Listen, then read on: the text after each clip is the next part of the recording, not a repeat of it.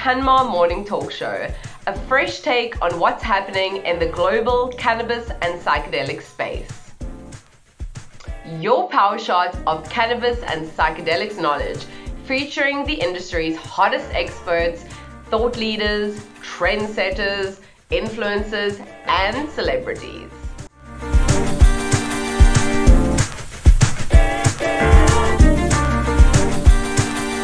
I'm your host, Melissa. Join me and our esteemed guests as we reflect on the current and future climate of the global cannabis and psychedelics industry. Wonderful. Okay. Hello and welcome to the CanMar Morning Talk Show. My name is Melissa, your host. Today's guest is visionary entrepreneur, political activist, and the founder and CEO of the incredible International Cannabis Business Conference, the one, the only, Mr. Alex ROGERS. Alex, welcome. What an intro. I mean, it's just like, if my whole life could be like a podcast, it would be perfect, Melissa. Great to be here. Thanks for having me. Thanks so much for being here. So let's get into it, Alex. You have been a pioneer in the industry on a global scale for over 20 years, and you have an interesting past that dates back to the 90s. So maybe you can tell us a little about your cannabis story, your journey. Sure. Well, what's kind of cool about my story is I would be what would be considered a legacy player, right? And those are cats that maybe were doing illicit activity in the past, that or promoting cannabis as an activist, and that actually made it when it all became legal, quote unquote, right, or under medical. So my first, I started smoking cannabis when I was young because I had a disease called ulcerative colitis, and so I was very young when I started smoking cannabis, and I used it as an alternative to some of the other harsher medications that the medical establishment was offering me.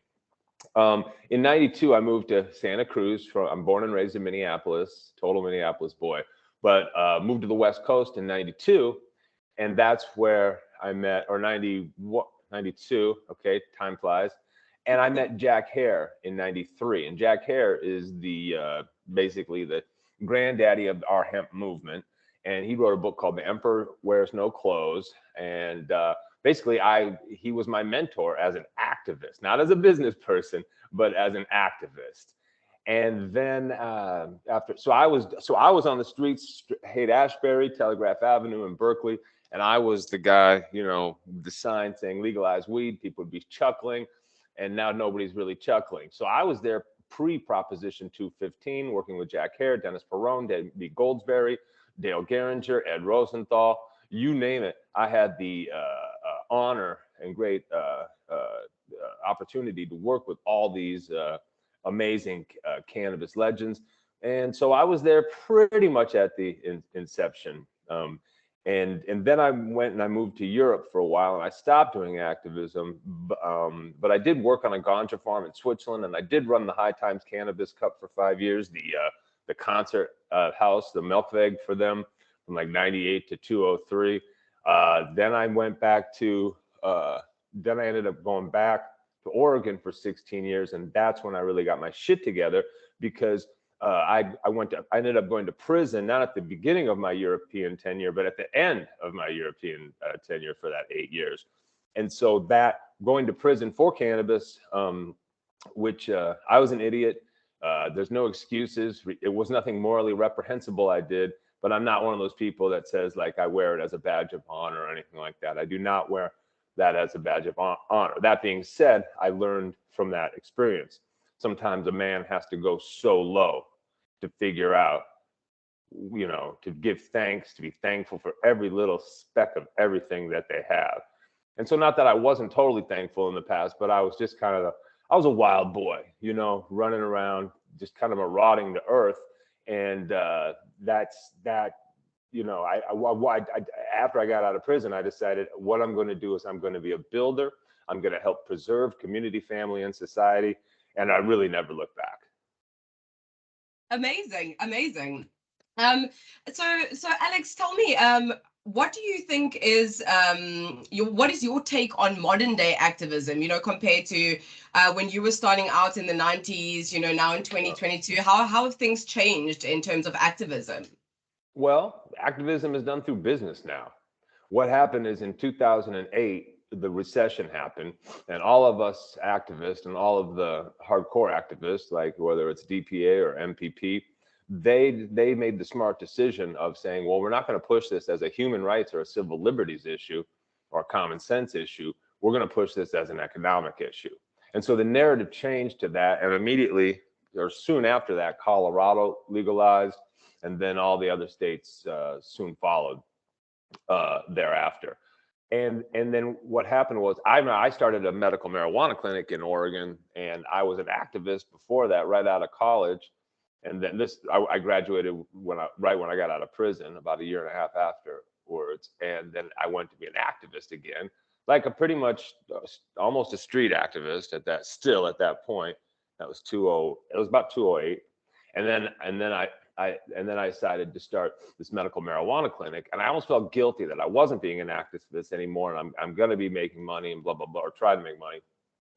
But what turned out was that was the best activism I could do. I was the first person to advertise medical marijuana on network TV. So you'd be watching the TV in Southern Oregon, and you'd see me come on saying, "Hi, this is Alex Rogers from Ashland Alternative Health. Do you qualify for your medical marijuana card? If so, come on down to Ashland." I mean, it literally was like I was like Crazy Louie selling whatever the next tchotchke. Yeah, like furniture. Exactly. It was so classic. People would come up on, and at the end I'd say, "It's your medicine, it's your right, get legal." And people would come up to me on the streets like, "It's your medicine, it's your right, get legal." And I realized so that's just one example, a pretty powerful one. But I realized then I empowered the community to be able to get their medical marijuana cards easier than they had in the past, a better experience. And I ended up carding 10,000 people. Okay. And so from that proliferated an industry, a codification of patient and grower awareness, all these things. And it was way more powerful than what we do as activists. That's not to knock activism or say that there's not still a place for it, because there is. But the main activism now is you show people the money, whether it's politicians or whatever. I started raising money, fundraisers for many politicians, people that your audience knows, and assuredly, and that was it. So I realized this is the way. But it's conscious business, obviously. So it's not like I'm talking about, oh, here's all this VC money coming into cannabis. No, that can fuck shit up, right? And has. So, or the public companies in Canada, so fast and furious with their pumps or with their whatever they're doing, it creates bubbles, and it creates this kind of false sense of what's actually going on in the industry. And so I don't purport that all business is spawns or fuels or makes change for cannabis policy, but good business does. Absolutely, the paradigm has shifted, and that leads me to my next question here. How ICBC was conceived. Is that kind of a segue to kind of talk about how ICBC was conceived? Your motivation. Well, here's a perfect example. So I'm running one of the biggest medical marijuana clinics in Oregon. I know that when it goes legal, that my thriving business is going to take a huge, humongous hit, right? So I'd said, well, that's great. I'll never not lobby. See, it wasn't like in California where it didn't go legal because all the medical growers, or even in Oregon originally, where all the medical growers said, we don't want it legal. We like our little niche we have. I knew that I could never be me. I was always going to promote the public policy that was closest to my heart. So I said, well, I got to get a new gig. So I started the Oregon Marijuana Business Conference. I mean, basically, people started coming to me at my clinic. I had thousands and thousands of patients. They started asking me questions. But then now it becomes the dispensaries came in for medical before legal in Oregon. We didn't even have a dispensary system for years with a pretty thriving medical system with just a patient grower connection as a surrogate. growers being surrogates. But what happened was the dispensary thing came on, and then I was just people started bombarding me with questions, and I realized I'd been in the show business industry before. I used to produce a lot of hip hop events back in the 90s, and I thought, well, I've got all this knowledge of cannabis. I've got all this knowledge of show business. I mean, literally, because that's what doing an event is basically. And so I married the two together, and I put on the Oregon Marijuana Business Conference in 2014 in Ashland, Oregon, and it blew up. And I made like $30,000, and the most I'd ever made on a hip hop show was like 3,000. And I was like, light bulb. And so I just kept doing these events. The Oregon Marijuana Business Conference became the biggest in the state. And then my dream already then, I knew I wanted to go back to Europe. I knew I wanted to go back to Germany specifically. I knew I wanted to be as they would say, an anständiger Mensch, like an upstanding citizen, a person, and do something really special. And so then in 2016, I booked, as the Oregon conferences were going great. And I said, well, let's go book Berlin, And I started ICBC in America, San Francisco, Oregon. Then I went to Vancouver, Canada. I always say that hardly counts because I'm from the Pacific Northwest. So when we did Berlin in 2017, it blew up because of the timing of medical marijuana happening right then in Germany. When I booked the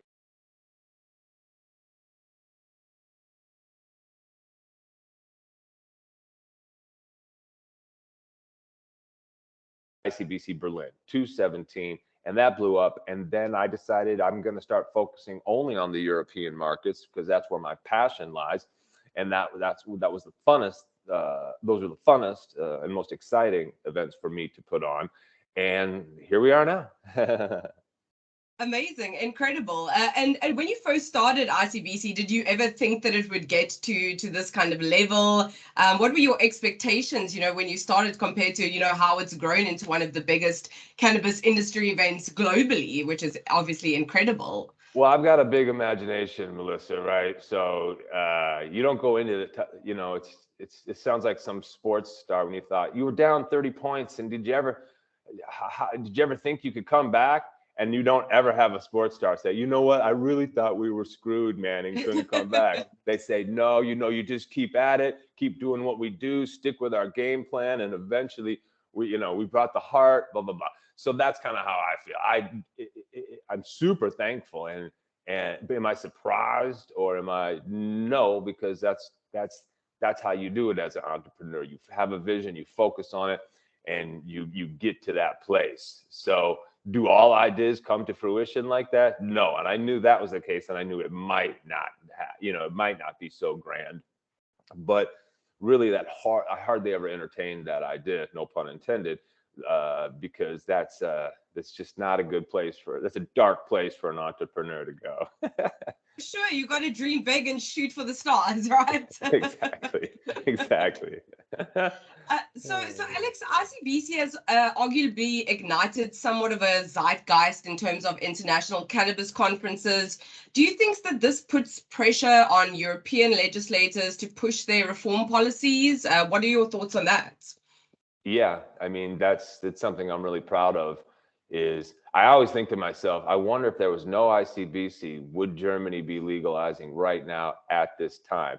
I don't know the answer to that. It could be yes, it could be no. But if there's a possibility that it's yes, German legalization was expedited by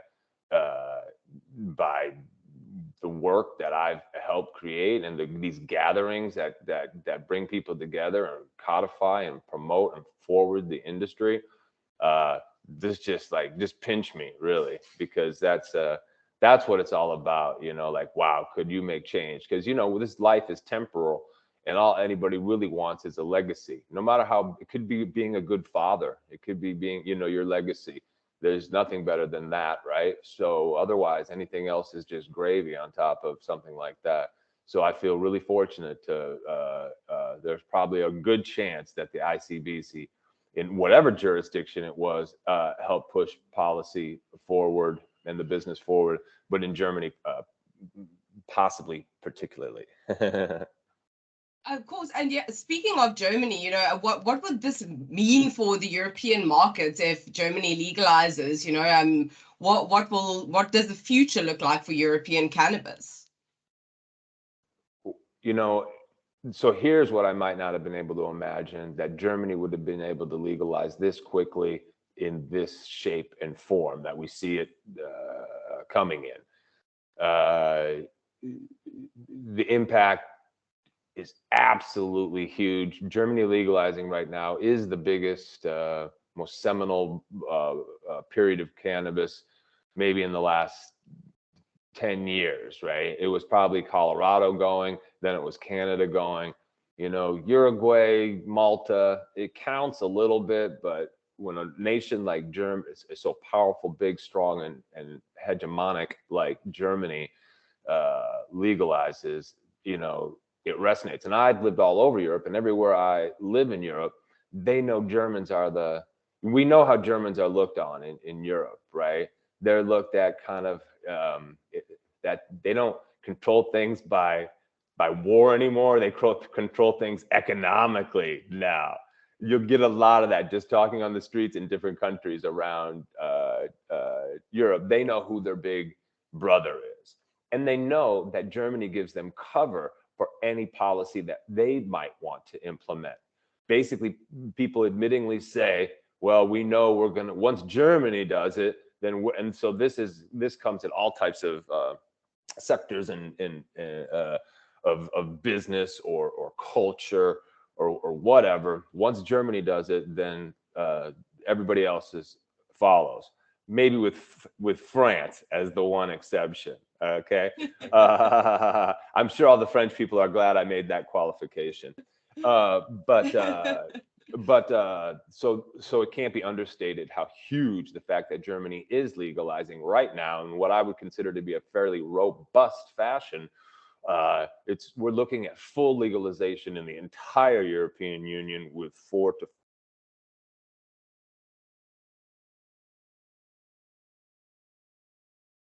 Can you hear me? Sorry, Alex, I lost you there for a minute. Oh, sorry. Okay, am I back? There we go. Okay, you're back. Oh, you're sorry. back. We're looking at full legalization in Europe within the next 4 to 5 years, all over Europe. It's really incredible. I mean, the speed at which things are moving along. So in that case, how would you compare the European markets to the United States or Canada, which obviously are maybe a little bit ahead in terms of legalization? What is the comparison you could make there? Well, one thing is U.S. and Canada seem to not care about anything that has to do with UN 61 convention laws. And when you're talking about Europe, you're much more of a bureaucratic, technocratic society that's directly tied in with tenets and precepts of the UN and, of course, the EU, which is another basically unelected, giant, behemoth bureaucratic body that comes up with its own policies on its own, right? Without any real accountability. Sometimes this is a good thing, sometimes this is a bad thing, right? In the case of cannabis and many other things I could think of also, not having accountability is the problem. People don't understand the EU. Even Europeans have no clue what the EU is. You know, your average educated liberal European will default to the EU is good, and any opinion other than that would be fringe. But really, it's not true. Nobody really likes the EU. Certainly, no one likes the euro, except maybe Germany, right? Again, because they're the ones that at least initially benefit from it. They won't in the end because they'll lever themselves in debt also with handing out money as the Deutsche Bank is like a de facto fourth member of the Troika. So anyway, I won't get too deep in that. I'm digressing a little bit, but it's a huge difference in how America and Canada feels they can legalize versus Europe feels they have to. They basically have to appease the UN, the EU, because those bodies could then be prohibitive with certain monies that are allocated and appropriated to them otherwise. So this is one big thing that needs to be considered and is being considered of how to deal with that. You know, instead of an end around, we just have to reevaluate this 61 convention. I mean, the war on drugs is a joke. the war on cannabis is even the bigger joke, because cannabis is probably one of the most benign drugs out there, and safe drugs. So this is a big, big, big issue in legalizing in Europe. The other thing is culturally, you're never going to have maybe dab stations everywhere in Europe, right? Europeans don't get down like that. They don't smoke like that. I remember I smoked the first joint in Holland 4 years ago, 5 years ago, when I moved to Amsterdam. And I smoked this joint. I was in a coffee shop, and everybody starts looking at me like, whoa, this guy. And they would they point. I remember a few times it happened, but like literally the first time, hey, rook pur, hey, rook pur. He smokes pure. He smokes pure. Maybe your Afrikaans people can understand that. Yeah. And and so I was like, what? I was like, dang, you guys are smoking two things, tobacco and weed, and one of those kills you, tobacco, and you're trying to diss me. I thought it was so strange. Eventually, I became Eurotrash, and I only smoke hash and tobacco now. Very functional, wonderful way to smoke for me. And I don't want to smoke pure anymore either, although I won't give anyone shit for smoking pure. The reason I'm saying this is because like dabs will never be big. Vape pens are only starting to catch on in Europe right now, relatively speaking, because people like to smoke tobacco. They like spliffs, they like coffee, they like to smoke in Europe. So there's kind of maybe a marketing difference, not a political difference per se, but a marketing difference in your audiences. So I would say most things are an analogy. However, those are two caveats that should be considered by anyone trying to understand the overall global legalization situation. Absolutely, absolutely. And that's obviously something that you get to see a lot. You have your finger on the pulse of kind of things, what is happening globally with all of the different ICBC events. So maybe you can talk a little bit about the nuances and the differences you've seen at your various ICBC events, whether it's Barcelona or Croatia or Berlin. Are there any big differences? Yes, every jurisdiction has its own kind of feel and story and narrative, and we curate accordingly for that. When you're in San Francisco, it's different than when you're in Vancouver. It's different when you're in Hawaii. It's different when we're in Barcelona. It's different when you're in Switzerland. It's different when you're in Germany. I mean, Germany, I brought Tommy Chong to Germany, the first German event we did. And I was like, yeah. And a lot of my friends were excited, but some of the Germans thought that was a little bit over the top and a little too counterculture for a business event, And I took heed, instead of being like, well, fuck that, we're bringing Tommy anyway. We're stoners. Yeah. I took heed. That's what I do. I listen to my constituents, and not that I wouldn't bring Tommy again, but if I did, so I had no qualms bringing Tommy to Barcelona. So after that, and after I got that little bit of blowback, and there's a lot of things you get blowback for, and some things you can just, some things you take heed, some things you don't. But I did take heed with that, just in general, that, I come from this hippie way. I like bringing in these counterculture stars, but guess what? Germany doesn't need it. And guess what? Germany is not going to help the situation. There's other things that'll help more. If I bring in some famous politician or whatever, now that'll help, or some famous actor or singer who's now an activist, those things who, but weren't known as counterculture, like a Henry Rollins, right? Who's known as an anti-drug guy, right? He keynoted many events. But in Barcelona, I have Tommy Chong come, no problem, because it's the one day, it's before Cannabis. We have a beautiful relationship with Cannabis, Europe's biggest consumer event, right? So, it's just a little bit, Spain's different. They're not going legal. All their thing is all the quasi-legal, like Uber Amsterdam on steroids type thing happening, right? But then we've got to talk about then in Spain, there's the underground, there's the coffee shops, there's the medical, there's the legalization, there's the CBD, there's all these things, and what really what's really taking hold, and where's the momentum in terms of those four aforementioned sectors, right? So these are all, every jurisdiction has its own life, and that's what makes this fun, and that's what makes it no two ICBCs are the same. There will be some similarities, and we have some of our usual suspects, our big supporters, and people that we've grown to love and know they're the best experts in their field. but otherwise we curate it absolutely according to the jurisdiction we're in.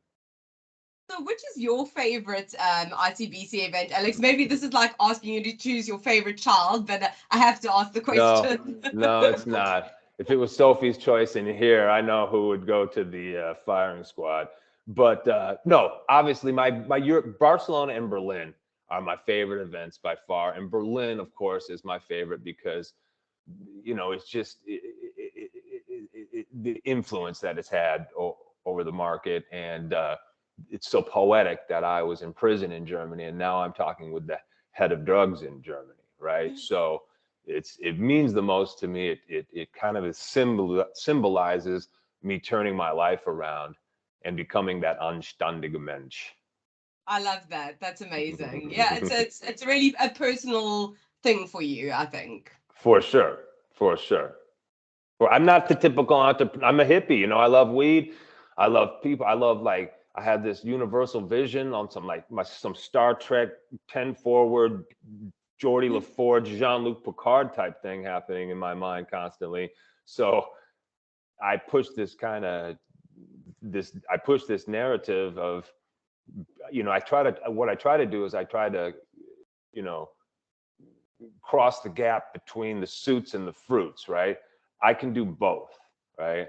And so I'm just a connector a conduit, an arbiter of these two, very different cultures, and they all have value for this industry.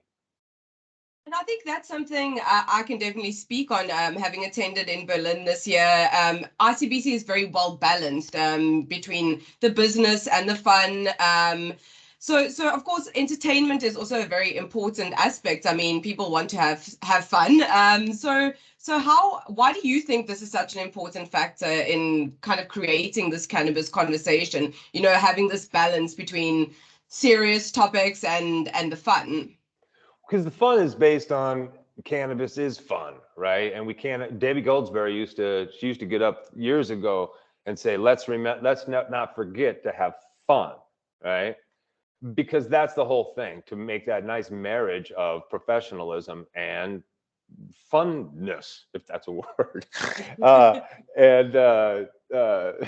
And so we bring in, so now we interweave that counterculture element, in a very calculated and contrived fashion.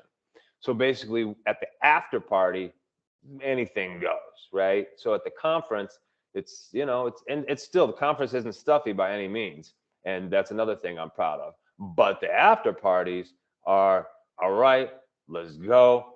We all work hard, play hard. It's literally the American I bring a little bit of American flair, and I'm coming to Europe, so I'm really culturally, I'm sensitive to the different culture, but everybody loves a little bit of cowboy, every now, just in that sprinkle in that right moment, that show business, that glam, just a little. So that's what we try to create, just to hype things up, to bring together people, not only in a business sense, but in a spiritual sense. Absolutely. And I saw you on stage with Morgan Heritage in Berlin. You were having a blast. We were all having a blast. It was amazing. That was an amazing show. I mean, I had tears when they were singing. I mean, that was touching, so. Yeah, so we've done. Yeah, so we work with all types of major artists, from Damian Marley to Morgan Heritage to Del the Funky Homo Sapien.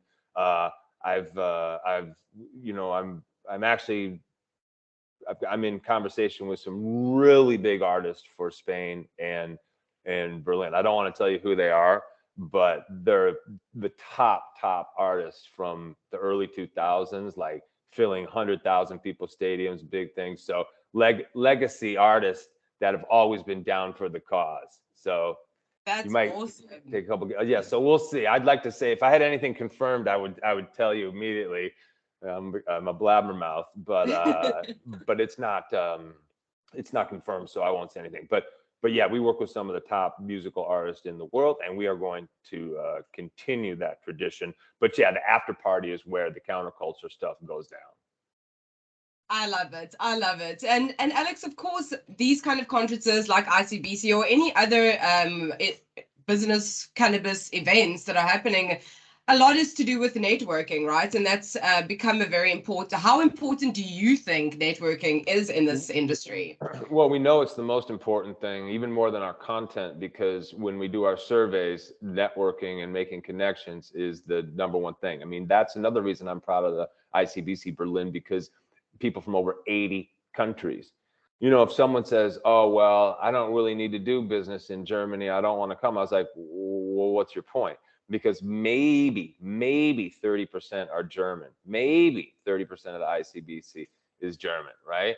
The rest is from all around the world, and greater Europe, obviously, and then all around the world. So it's become a meeting point for the entire world to do it's a one-stop shop for everyone to do their business on that side of the world, on that side of the pond, which is needed. I forgot the question now. Yeah, absolutely. No, yeah, that you answered it perfectly. Okay, good. And definitely, I can confirm that. You know, I mean, I met people from everywhere when I was in Berlin, which was incredible, and it really helps to facilitate that kind of conversation about what is happening in different parts of the world as well while you're networking. Exactly. I mean, you really can put your finger right on the pulse. Who you meet at the ICBC Berlin. I mean, ICBC Barcelona has people from over 40 countries, which is a feat in and of itself. But 80 countries, people coming from all types, all places, all walks of the earth. And well, you know, I've considered myself a universal soul, a universal citizen. So to be able to make a gathering like that with so much true diversity is a wondrous thing for me. Absolutely, I completely agree. And you know, talking about this kind of globalization of cannabis, and just coming a little bit into the tech space. Of course, these kind of events are amazing to attend, but what about the rest of the time if we can't attend these events? And you know, in a way, although things are moving very quickly in the cannabis industry, in many ways it's still in its infancy, and we still see a lot of restrictions surrounding what we can and can't post on social media like Facebook, Instagram, even LinkedIn. And it's not just promotion of the flower itself, you know, even ancillaries are facing backlash. And there's still that kind of stigma, especially online. So what are your thoughts on cannabis in the tech or social online space? I think it's bullshit. And I think that, I don't know why that all us cannabis activists, most of us are liberally minded, and, you know, and we, you know, I don't know why anything could say anything good about, just like Bill Gates was, before he became a philanthropist, was the most hated businessman in the world, maybe the most predatory business person in the world. And now somehow he rebranded himself as this philanthropist, you know, from the Twitters to the Facebooks to the Microsofts to the Amazon. I don't really support any of it. It seems like a monopoly to me. And it seems like they need to, only Europe sometimes challenges on them in court. Apple, Google, for example, there's been recent cases, but these guys have a monopoly on what we would call the town square, right? Which makes it, you know, private business is private business. You should be able to do what you want to a certain degree, but they have special privileges. And what you see now is you see agency capture from I don't know who's wagging the dog or where's the chicken or the egg, because they just become vehicles for the mainstream. So as a cannabis activist, I've never been mainstream. You know, as a hip hop artist, I've never been mainstream. So I don't see why anyone would support anything that comes off these social media platforms, or at least take it at face value, because look what they've done to us, the cannabis industry. But we just kind of sit back and take it, and then still use these sites because it's cool and we're cool and our lives are great otherwise. And you know, behind all this business stuff is me being this philosopher of sorts, and using that kind of spiritual energy to incorporate this kind of ethereal kind of spiritual energy, non-tangible, to interject this into the narrative, this zeitgeist, as you mentioned, right? So what's happening, what they're doing is a crime. I believe that it's possibly criminal, just in terms of their antitrust stuff. I think that the governments are criminal too, in bed with these giant companies, and it needs to stop. And this is kind of what globalism is, right?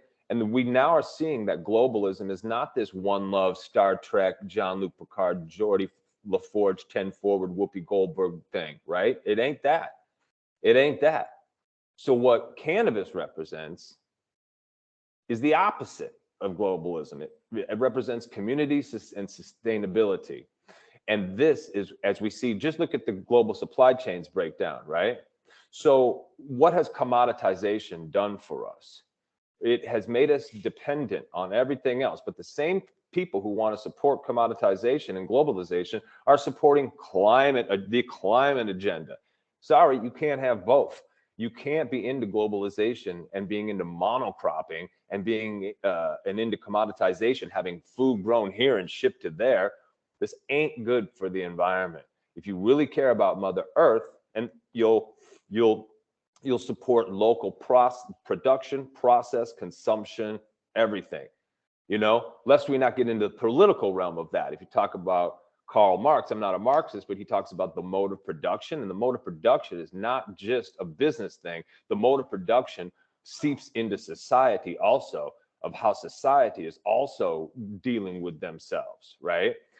So not to get too crazy heavy or on my soapbox, but this is important notion about cannabis. If you're talking about prison reform, if you're talking about environment, if you're talking about business, if you're talking about civil rights, civil liberties, and cannabis is not in each of those conversations, then you're not having a full conversation. And this is what the social media platforms are doing. They're banning this shit like it's actually some bad thing, but really, it's not a bad thing. It's just a threat to them. Cannabis has always been a threat to the establishment, and it always will be until you show people the money otherwise. For sure, for sure. And, you know, this is just a shameless plug over here. This is what we're trying to do at CanMar. You know, we've created this social platform, CanMar Hub, specifically for the cannabis and psychedelics industry globally and the community, trying to bring everyone together to have these conversations. Of course, it's still beta testing right now. We're working on our 2.0 build, but I think that in order for us to kind of group together and kind of start this conversation, a platform like this gives us a chance to do that without getting our stuff taken off. I mean, every single day or week, I'm seeing somebody getting banned. You know, Burner Cookies just was it about 2 weeks ago where he was banned for saying something. So do you think that there is a future for cannabis within the tech industry on a platform, for example, like CanMar Hub or you know, anywhere else? Well, like CanMar, you have to do your own thing though, right? And you can't depend on anyone else. And ultimately, that's a blessing, because you don't want to depend on these fools, because they can cut you off at any time. They can monitor your content. They can ban you. They can suspend all that stuff. So it's to me, it's as Huxleyan as you can get. You know, it's just a brave new world out there with all this social media. So as much as we love it and want to do it, and much as we consider ourselves good liberals, I'll tell you right now, and I'm not going to the other side either, but I'm saying that whatever side we thought we were on is not, all that glitter ain't gold. And we need to wake up quick, and we need to have some backbone, and men need to stand up and be men. People need to stand up and be people. You know, this is insane what's happening to our society right now. And I always considered myself the most radical liberal. I don't care what I've been preaching legalized drugs forever. You know, one of my good friends is Andrew Sullivan, the godfather of the gay marriage movement. He wrote an article in '89 called "Here Comes the Groom," right? So we were all these I was just all those real issues that were like what we considered, you know, anti-war, free speech, all these radical liberal, we called them liberal issues at the time. We have fallen off, and we are being brainwashed, and we wake up every morning and we get uploaded our 4 convenient sound bites, and we live these simple, safe, vapid lives. And this is not how society is supposed to be. We're supposed to connect together. Psychedelics is another thing I grandly support. I haven't used them in a long time, but I could see how microdosing is just so helpful for so many people. And so this is where we bring it back to this spiritual revolution. So this is a spirit revolution. It's not, we all want to make some money, but if we don't understand it's about the process and it's about what you do, and whether you're Hindu or Christian or Muslim, karma's a thing. It's real. If it's a, maybe randomness is real too, but karma plays a role, and we just have to be more conscious. Nobody's perfect. We all fuck up and make mistakes, but to recognize your mistakes and learn from them is the most important thing. And to love everybody and have tolerance for all humans and the basic human condition. We all live, love, die, feel our loved ones die around us. This is what makes us the tribe of the human race. Yeah, the human experience, and I completely agree with you. It's about being conscious. We all make mistakes, but we need to be conscious and try and work towards becoming better, right? That's what we need to strive towards. Tolerance. That is all. Tolerance on wherever you stand or whatever you think. If someone doesn't believe in gay marriage, I don't think they're the worst person in the world for me. I don't hate on them. I try to understand their position, right? Tolerance. And I think cannabis and psychedelics creates this fraternity because it taps you in to what's really important. So all this superficial that all the social media shit is all based on, it's killing our soul. So what brings our soul back is just taking some breaths, maybe saying a couple ohms or nam myoho renge kyos, touching, loving, shutting the fuck up, and listening is always a good one too. So places like what you're doing it's amazing what you're doing, and it's amazing what you can build even without the great overlord's permission. Yeah, exactly. I love that. The great overlords. That's a good one. I'm going to use that. I'm going to steal that. But Alex, getting back to ICBC, I was wondering if you can talk maybe a little bit about the Global Investment Forum. How did that come into being? What was your thinking behind that? Well, I mean, it didn't have to think too hard. It just really hadn't been done in Europe. There had been a couple iterations here and there of this model of bringing investors together with startups or mid-level businesses, but it certainly wouldn't have been a novel idea to do it in America at that time. But it was novel to do it in Europe when I started it. It was 2 years ago or something like that. Next Berlin GIF will be Global Investment Forum will be our third iteration. So this is just another thing to move along the industry. It's been really tough for us to find these institutional investors. We realize we find the deal flow with the companies that need the money, and finding the investors has been the tough thing because it really hasn't happened yet in Europe. And now what we're seeing, but I was early in the game, and now the next Global Investment Forum, there's going to be a whole bunch of investors. Really, for the first time, our third one, like a lot of investors run from angels to private equity to family offices to some investment banking and some VC. But it's all going to be there at the Global Investment Forum, and we just kind of scrape by for the first few shows. They're very small events, only 200 people at very high-end venues. So it's all about the quality, not the quantity, for the Global Investment Forum. But now these investors are coming, and the fact that Germany is legalizing is massive. So the investors are now coming from America too. Not to mention we're rallying the family offices and the private equity in Europe also. So it's super exciting. And I kind of that, talk about doing conscious business. I'm not a finance guy. I don't like most finance people, to tell you the truth. It's not my thing.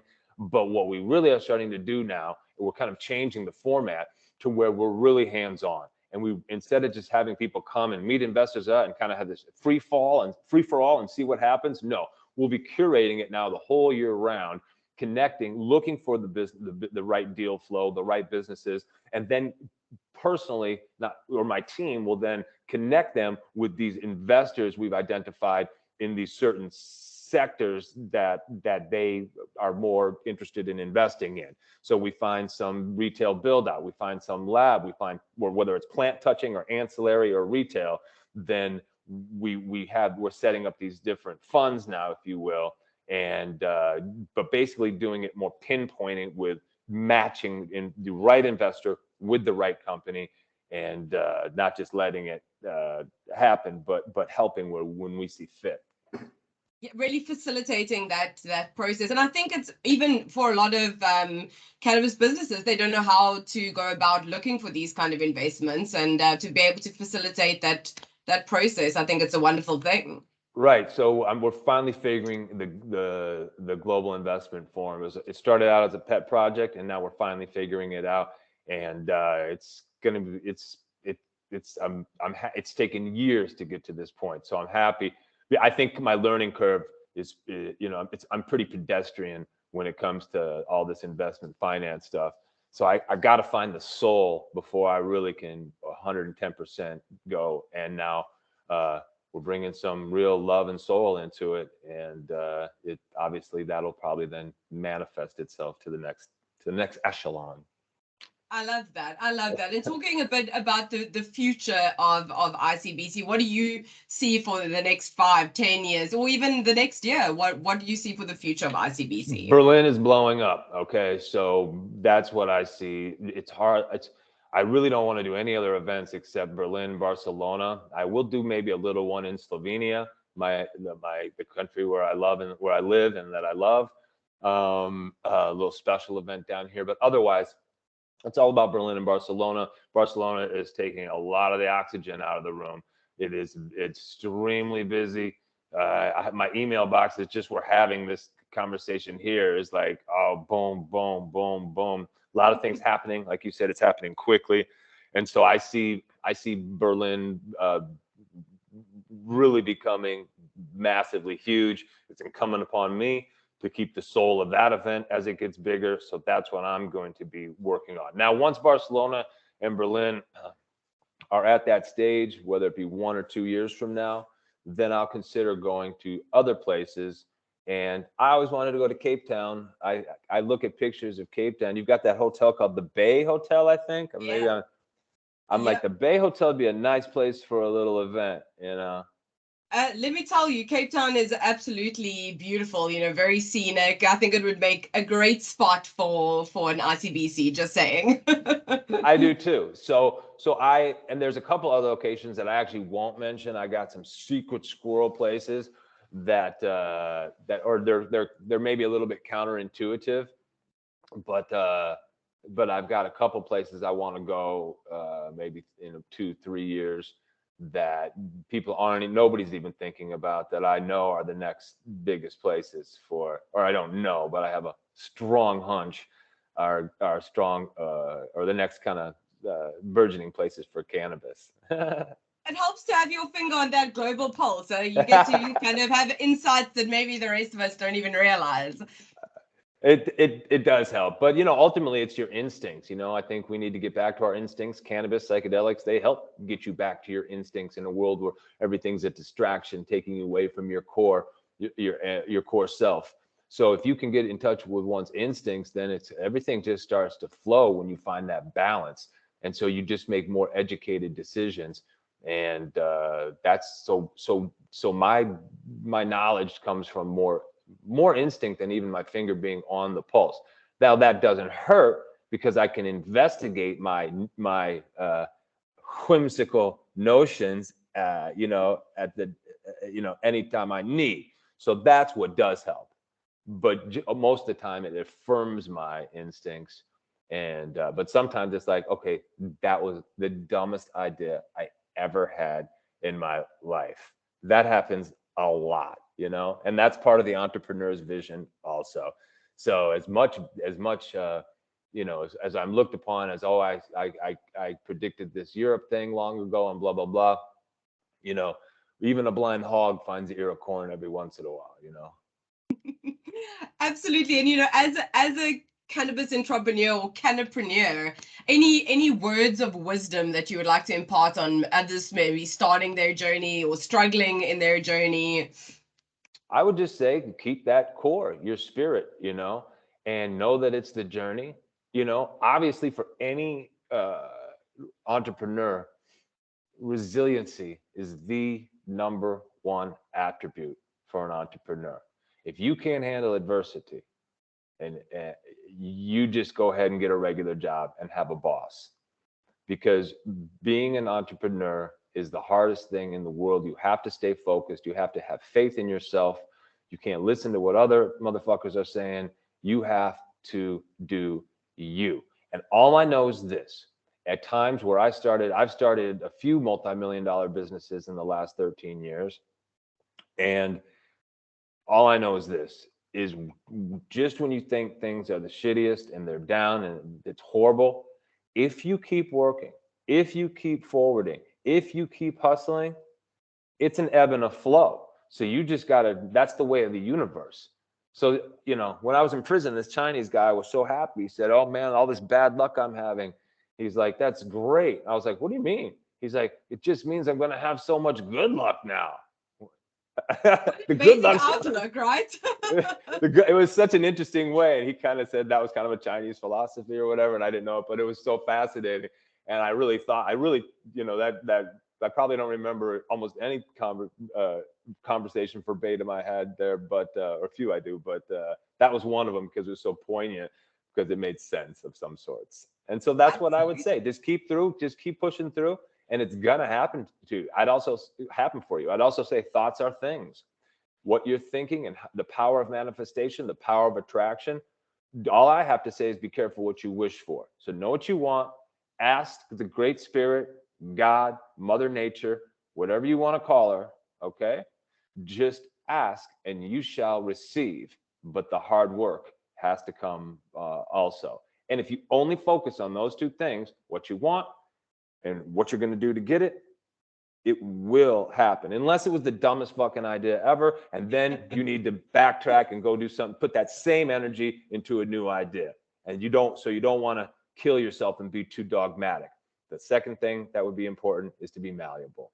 So that's what I would impart upon unto your listeners. I love that. Great advice, Alex. Great advice. Thank you so much for taking the time to sit down and talk to me today. I really enjoyed our conversation, and I really look forward to being in Berlin or wherever else next year. And that's a wrap. Thanks for watching or listening to the CanMar Morning Talk Show. Join us next time for your weekly dose of cannabis and psychedelics updates from the industry's experts. But wait, before you go, did you know that CanMar is leading global change within the cannabis and psychedelics industry? We are building customizable ecosystems, providing solutions to recruitment, offering regulatory and compliance services, and building a marketplace and community hub for the global network. Some might say we are the future.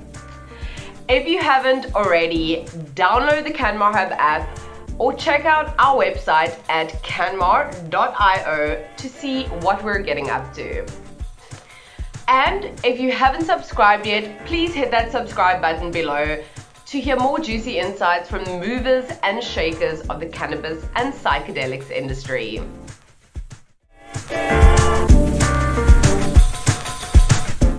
Until next time, stay dope.